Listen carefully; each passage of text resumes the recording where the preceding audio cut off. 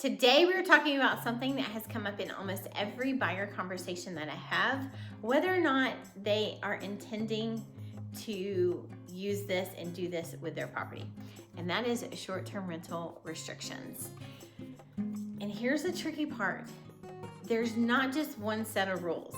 So if you drive from Gunnison all the way up to Mount Crested Butte, you have gone through at least 4 different areas that have their own sets of rules.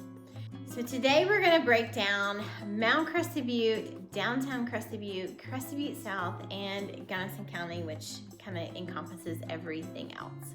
So hi, I'm Heather Woodward with Living in Crested Butte, Colorado. And if you've been thinking about moving to Crested Butte, Gunnison, or the surrounding areas, go ahead and subscribe so that you can be the first to know the ins and the outs of our area, including the real estate market. I love helping people just like you, so whether that is 60 days from now or 6 months from now, you're moving across the world or across the country or maybe just up and down the valley, feel free to give me a call, text, or email. You can even set up a Zoom meeting with me. All of my contact information is down below in the description, and I'd love to make your move everything that you want it to be.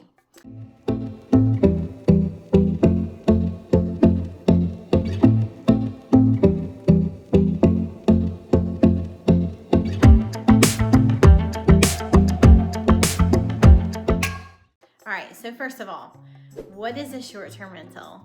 If you're new to this, before we jump into the towns, let's define what we're talking about. A short-term rental is generally any rental that is less than 30 days.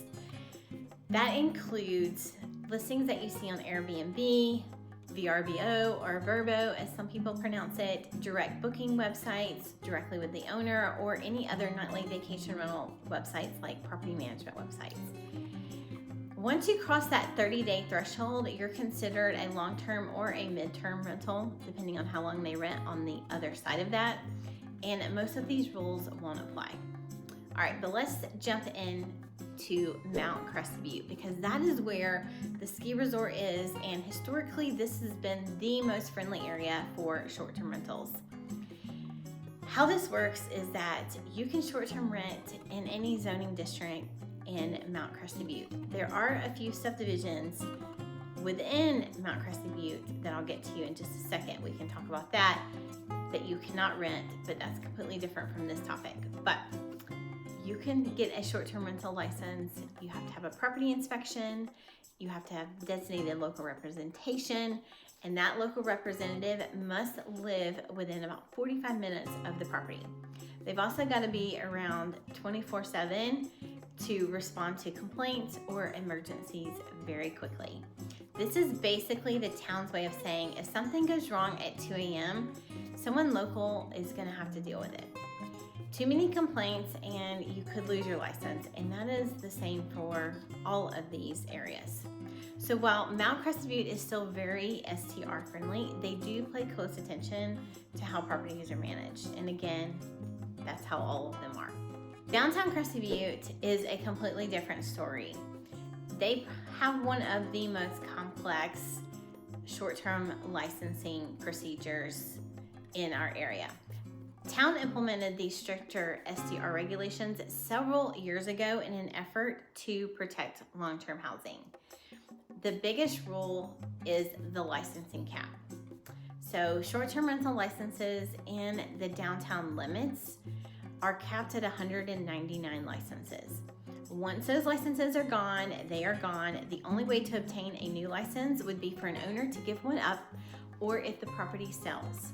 So that's an interesting side note. A lot of people ask me, well, if this property was rented before, wouldn't that license pass with the property?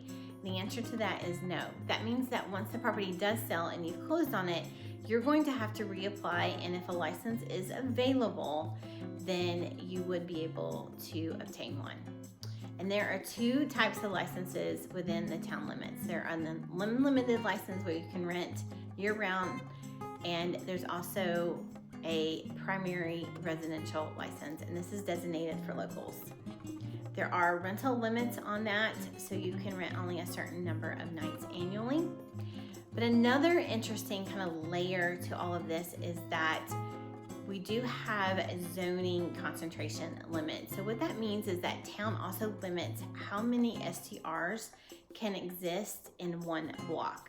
So even if a license is available, if the block is maxed out, a license really wouldn't be available for that property. So this is why buying a short-term rental property in downtown Crested Butte requires some serious due diligence. All right, Crested Butte South. Now let's head down valley just a little bit to this subdivision. This area is governed by the Crested Butte South Property Owners Association. It's not a town government. And for the last several years, they have been debating whether or not they are going to impose STR limits. They did have a couple of proposals that have come and gone, and one of them would have capped licenses at 20% of the homes in the neighborhood. Okay, but that proposal, like I said before, did not pass. So currently, CV South remains pretty flexible and pretty STR friendly. But if you're buying here as an investor and that's something that you're intending to do with a property, you want to pay close attention to future Property Owners Association discussions. All right, let's talk about Gunnison County. So this is everything else. This, historically, the county, just so you know, has not had many regulations at all on short-term rentals, but that could be changing. The county commissioners are starting to discuss this, and it would be a program that would require a short-term rental license, registration with the county, basic occupancy and safety standards. And the goal is to not necessarily heavily regulate these STRs, but to track how many exist, ensure taxes are being collected, and make sure that properties meet safety standards. The proposed license, or what they had on the table and have been discussing, doesn't mean that it's passed, but they're saying that it could last, the license would last for about 3 years and cost about $150. So while Gunnison County is still relatively flexible, the county is clearly moving towards more discussion and potentially more guidelines around renting short term. So if you're wondering why all of this keeps evolving, it really comes down to two competing realities. On one hand, short-term rentals bring in tourism and economic activity. On the other hand, they remove housing from local workforce. Resort towns across Colorado are trying to find a balance between tourism, property rights, local housing availability, and that balance really, honestly, is constantly shifting. My advice for a buyer who tells me that they want a short-term rental property, the first thing I tell them is don't assume that you're going to be able to rent everywhere that you are looking. So as I teased about with Mount Crested Butte, there are a couple of areas and subdivisions within Mount Crested Butte that no STRs are allowed. You can only rent 30 days or more or 60 days or more. And just because a property may look like a short-term rental doesn't mean that it's legally allowed. So before purchasing, you want to always verify zoning, licensing availability, HWR rules, town regulations, and county regulations. All right, so there you have it. That's a breakdown in a quick nutshell of all the short-term rental restrictions across Mount Crested Butte, downtown Crested Butte, Crested Butte South, and Gunnison County. And as you can see, every area plays by slightly different rules. So if you're thinking about buying a property here as a second home or an investment property, understanding these rules ahead of time can save you a lot of headaches. If you have questions about specific properties or neighborhoods, feel free to reach out to me anytime.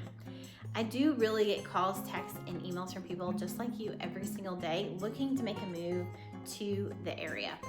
And all of my contact information is down below in the description. I would love to make your move exactly the way you want it to be. Until next time.